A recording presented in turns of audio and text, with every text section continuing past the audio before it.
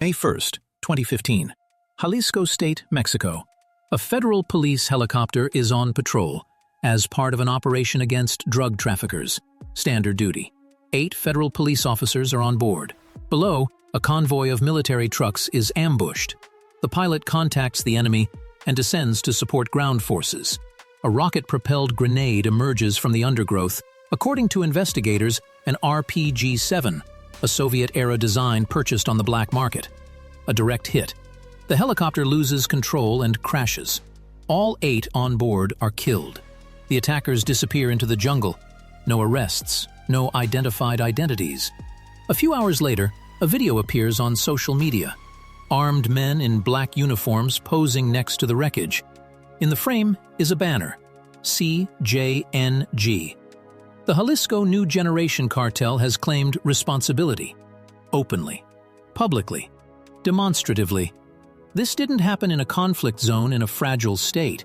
It happened in the world's 8th largest economy, in a country that is a member of NAFTA and the United States' closest trading partner.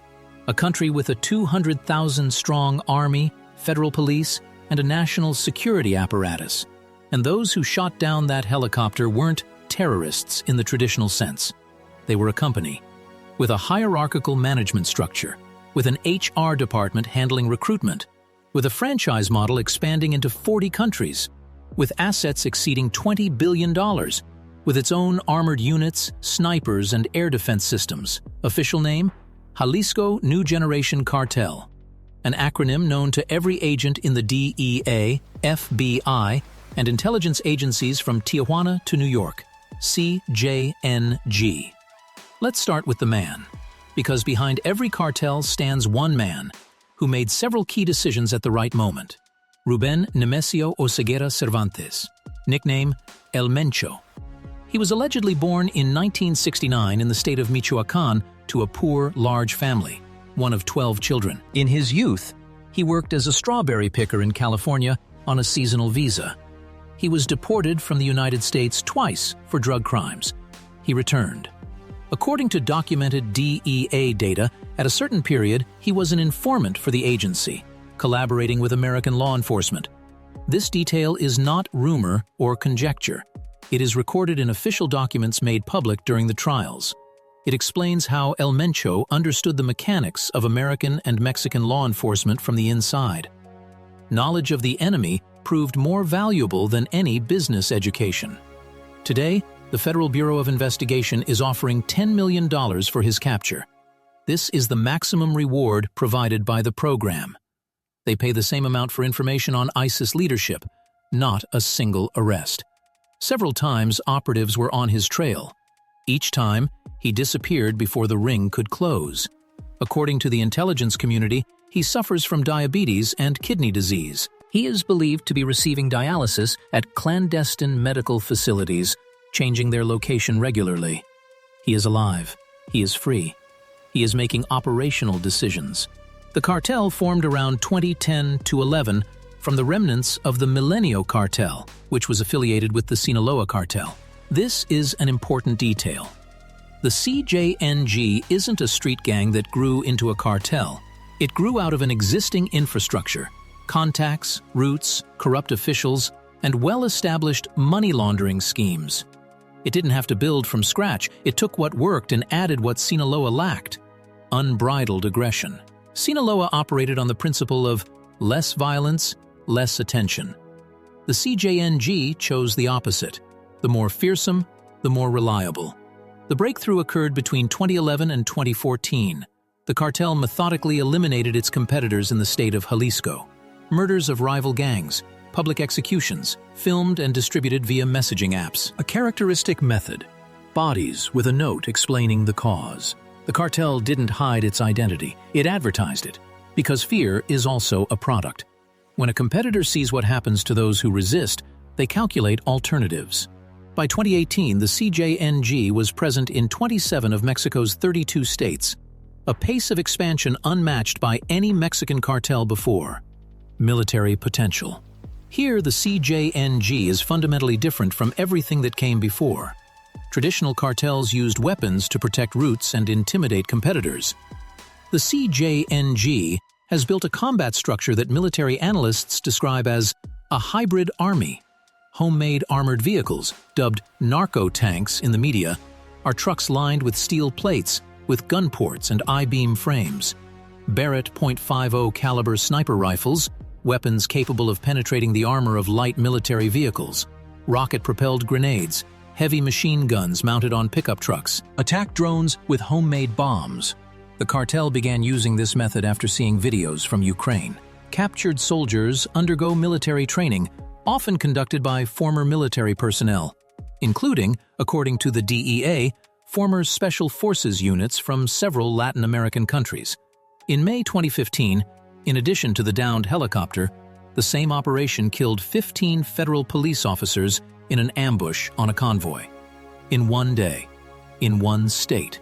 The Mexican government's response was inadequate, and that's putting it mildly. When the government sent special forces to Jalisco in response to the ambush, the CJNG set up checkpoints on the state's main roads. Hundreds of fighters, armed to the teeth. For several hours, the state was effectively under cartel control. The state highway was closed. Buses were burned as barricades. It was a demonstration, not an attempt to seize power, just a demonstration. The CJNG was showing, we can do it whenever we want. Corruption is a fundamental element, without which the cartel would not function. According to Mexico's Anti-Corruption Prosecutor's Office, the CJNG has proven ties to officials in the police, prosecutors, and local governments in most states. The standard plata o plomo scheme, silver or lead, operates at all levels. A customs officer at the port of Manzanillo might earn $500 a month in official salary. The cartel offers $5,000 for every container the officer fails to inspect. The math is simple. The ports of Manzanillo and Lázaro Cárdenas, which the CJNG controls, are key entry points for precursors from China and India. It is through these ports that the chemicals from which fentanyl is produced in Mexican labs arrive. Then they head north. Fentanyl. This is where the story gets American. In the 12-month period ending in October 2024, 84,760 Americans died of drug overdoses, according to the Centers for Disease Control and Prevention. More than from car accidents, more than from firearms. The vast majority of these deaths are due to fentanyl. Most of the fentanyl is produced in Mexico. The supply chain looks like this. Chemical precursors are purchased from companies in China and India. According to the International Institute for Strategic Studies, the CJNG uses sources in China, India, and Turkey to obtain the raw materials. The precursors arrive at Mexican ports, primarily Manzanillo and Lázaro Cárdenas, which the CJNG controls through a network of corrupt customs officials and port workers. In labs scattered throughout the states of Jalisco, Nayarit, and Colima, these chemicals are synthesized into fentanyl in powder form or counterfeit tablets. Then to the border, through border towns, through legal checkpoints where kilos are hidden amidst the flow of thousands of cars, through illegal tunnels, through drones tossing packages over the wall, and on to Chicago, to Detroit, to New York, to small towns in Ohio, Pennsylvania, West Virginia, where there are no jobs, there is pain, and there is a dealer who knows the address. Two organizations control this flow, the Sinaloa Cartel and the CJNG. 84,000 Americans a year. That's 230 people every day. Every day. 7 days a week. In February 2025, the Trump administration officially designated the Sinaloa cartels and the CJNG as foreign terrorist organizations, the same legal status as Al-Qaeda and ISIS. This opened up new tools, asset freezes, prosecution for material support, and the possibility of military operations outside the U.S. against pre-designated targets. On June 18, 2025, the Treasury Department imposed sanctions against 5 CJNG leaders, including a person suspected of murdering a Mexican TikToker with a multi-million audience. At the same time, news broke of the destruction of Camp Izaguirre, a CJNG recruiting base where, according to investigators, executions of recruits who disobeyed orders were carried out. Photos from the scene appeared in Mexican newspapers. specific names were on sanctions lists, public operations, and not a single arrest of the leader. El Mencho remains at large. The franchise model is what makes the CJNG fundamentally more complex than any previous generation cartel. Traditional cartels controlled territory directly. To operate in a region, you had to have your own people, your own commanders, your own logistics. The CJNG operates differently. A local gang or group signs an affiliation agreement with the CJNG. It pays a share of the profits. It enjoys branding and protection. It gains access to wholesale supplies. It formally calls itself the CJNG, but operationally, it remains independent. This means that eliminating the CJNG in a specific region does not weaken the cartel as a whole. It's like closing one McDonald's in the hopes of bankrupting the entire chain. According to the U.S. National Drug Enforcement Administration, NDEA, for 2025, the CJNG is present in more than 40 countries: Europe, Australia, Africa, Asia, Central America, South America. It's not a Mexican organization with international ties.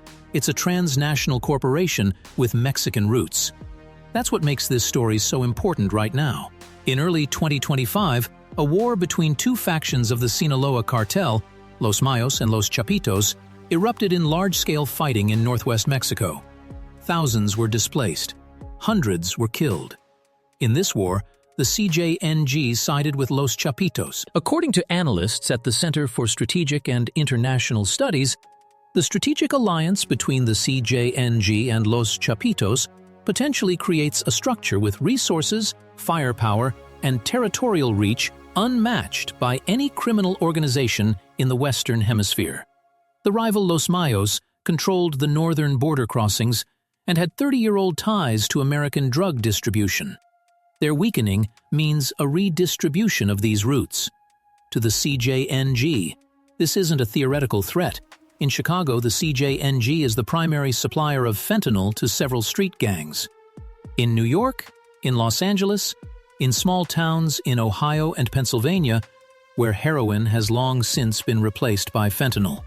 The cartel, based in Guadalajara, Mexico's cultural hub, a city of universities and tourists, distributes the poison to every American state. A border separates jurisdictions, not a market. No one understands how to stop this.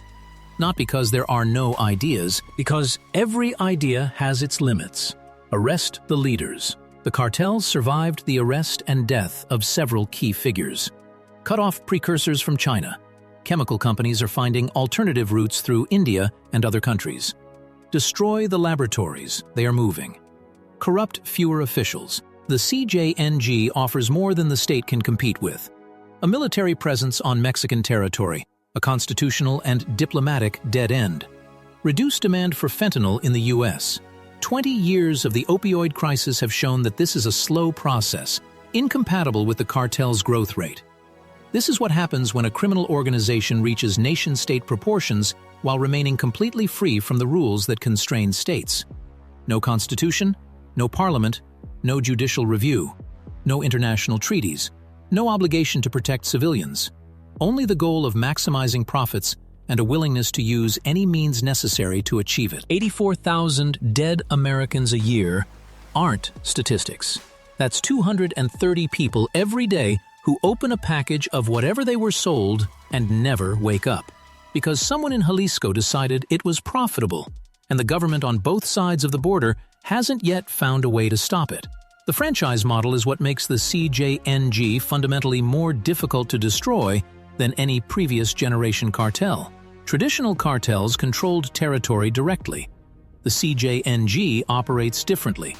A local gang signs an affiliation agreement, pays a cut, uses the brand, and gains access to goods at wholesale prices.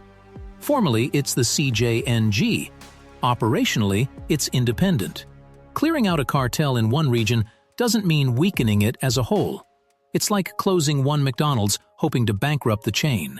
According to the National Drug Enforcement Agency, for 2025, the CJNG covers 40-plus countries: Europe, Australia, Africa, Ecuador, Central America. In early 2025, the CJNG sided with Los Chapitos in the Sinaloa faction war.